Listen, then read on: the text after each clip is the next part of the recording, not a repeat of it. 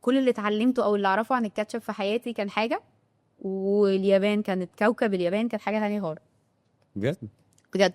يعني هما بيحطوه في الطبيخ اوكي. بدل الصلصه عندنا مثلا. فكان مش عارفه العب بالطريقه اللي انا متعوده العب بيها، يعني rules of the game are different. اوكي. ف it was very interesting. السولف بتاعها كان مختلف، ما طلعتش مش هقدر اغير المنتج بتاعي لان انا الكاتشب طعمه واحد حول العالم، بمنتج يعني بطريقه انتاج واحده حول العالم، فمش هقدر اغيره للبلد دي. اوكي.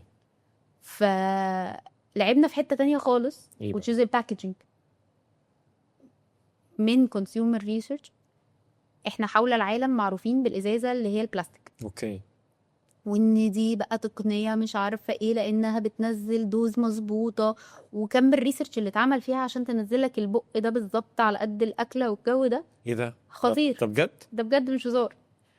فده حوار يعني ناس راحت كاريرها كله بتعمل دي. تمام.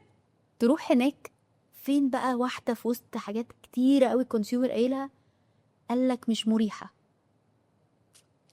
عقلنا كهاينز يعني لا يستطيع استيعاب ان الازازه دي مش مريحه. انا ممكن تقولي الازازه مش مريحه، ممكن تقولي الازاز مش مريح، ممكن تقولي البلاستيك مش مريحه، مستحيل. عقلي لا يمكن يوافق.